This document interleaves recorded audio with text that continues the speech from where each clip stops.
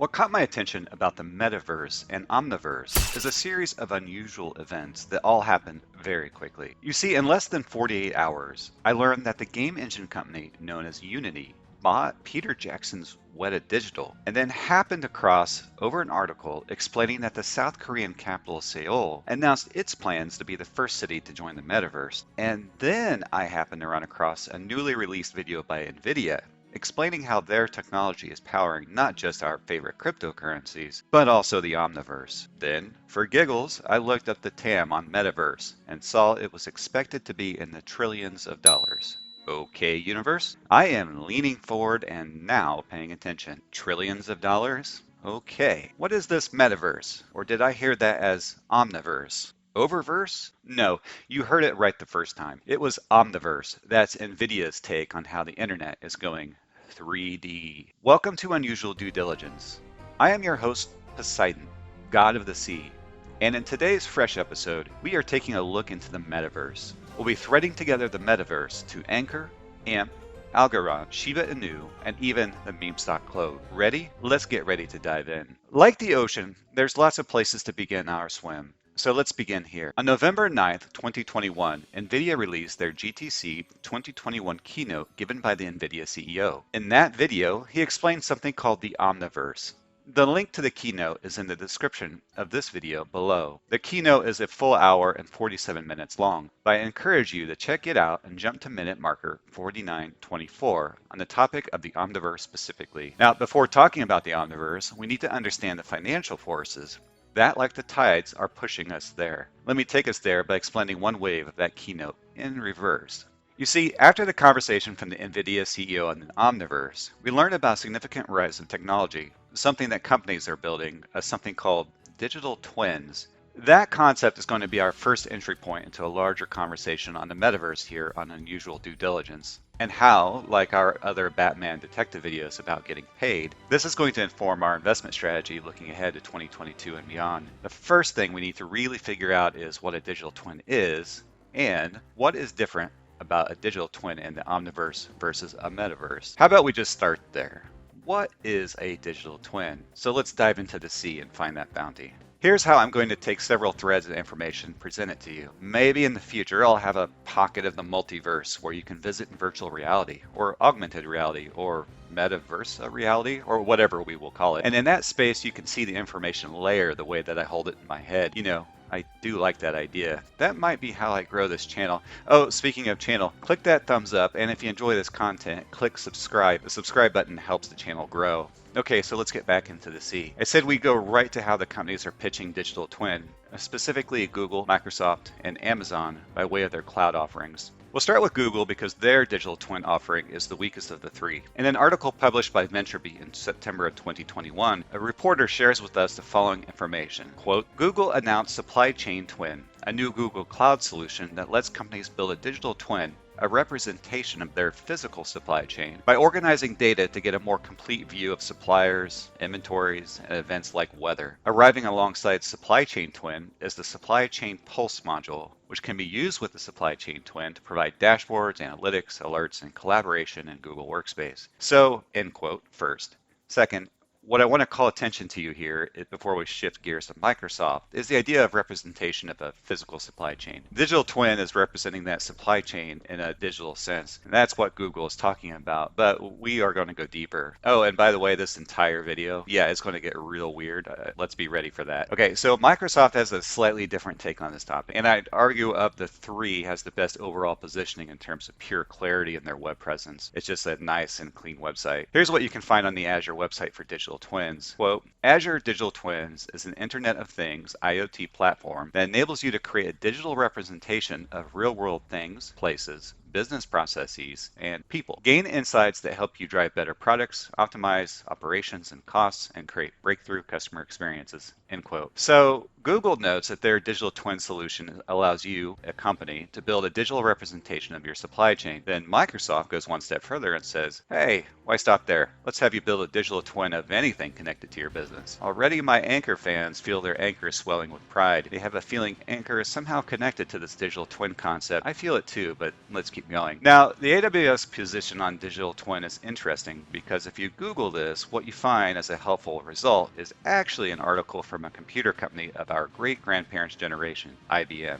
Now, that's a curious phenomenon, right? If IBM is pushing digital twins, then you know, yes, this is the time Batman should appear, meaning IBM isn't going to push a technology concept if they aren't about to get paid. Here's what IBM has to say. Quote, a digital twin is a dynamic virtual representation of its physical counterpart, usually across multiple stages of its life cycle. It uses real-world data combined with engineering, simulation, or machine learning models to enhance operations and support human decision-making. Digital twin mirrors a physical object, process, or organization, person, or other abstraction, and can be used to answer what-if questions, present insights in an intuitive way, and provide a way to interact with the physical object or digital twin. I'm going to give IBM credit here for the most complete answer of a digital twin. So here's one way on how to picture this in your head. That is how I am simplifying all of this for my own sake. The world's biggest companies are turning everything that they can get their hands on into video game characters because there's ridiculous amounts of money involved. How do I know there's money involved? Well, because IBM is pushing an article about it. Well, yes, but also no, that's not the entire story.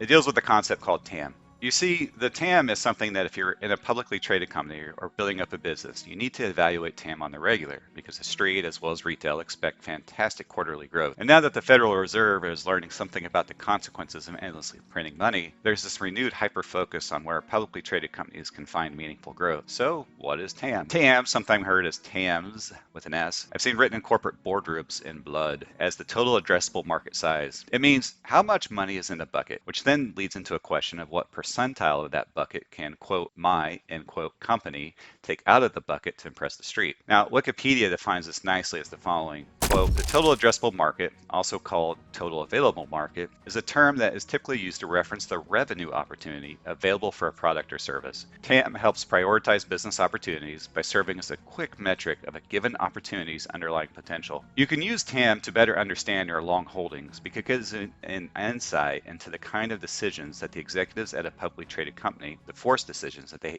have to make. The total addressable market, the cryptocurrency market, according to Google, and as of October 6, 2021, was $2.4 trillion.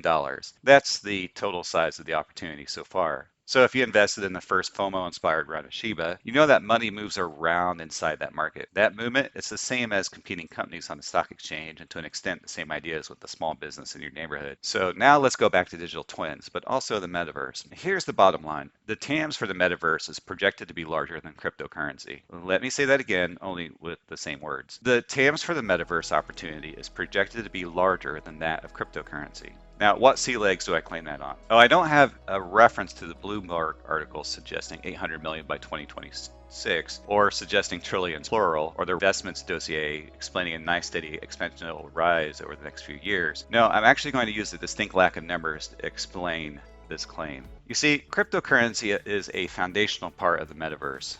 And then on top of that, you're going to start layering on the creator economy. We toss on the idea of a digital twin, and you're going to end up buying digital goods and services in this metaverse.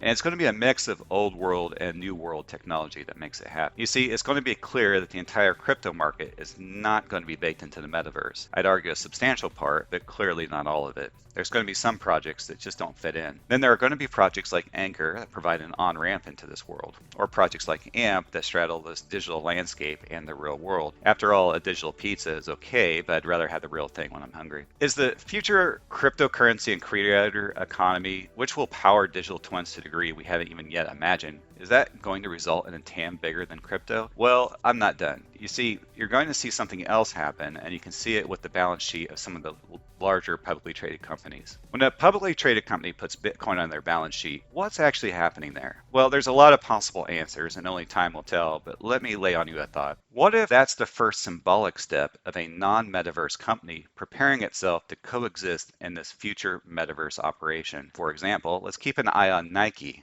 They're going all in on these ideas. Now on the channel, we've got coverage on ANKR, AMP, Algoround, Shiba Inu, and the CLOV Health Systems, which trades under the moniker CLOV. Just as an aside, I'm not sure how Poseidon cannot cover a ticker with the name of CLOV. That said, let me just speculate with you on where one or more of your favorites may fit into this picture of digital twin. For example, the CLOV artificial intelligence might one day be a real virtual doctor in the metaverse. ANKR's co-founder, Chandler, who I mentioned some brain-breaking research on this most recent Monday. Remember when I asked a very specific question about what Yunfan and Xingyang might be up to? I'll give credit to one of you lovely people in the community that helped connect the dot that brought me to this video. The answer involves what we're talking about today, Metaverse. AMP? The value proposition of AMP is just immediately obvious. AMP is the cryptocurrency equivalent of the largest insurance houses that exist in the world. Trades safely. Algoround, think of it as an alternative to Ethereum. Smart contracts and decentralized applications that you can swing together with ANKR to power the metaverse. Probably an opportunity there. And Shiba Inu, I feel, will always be around.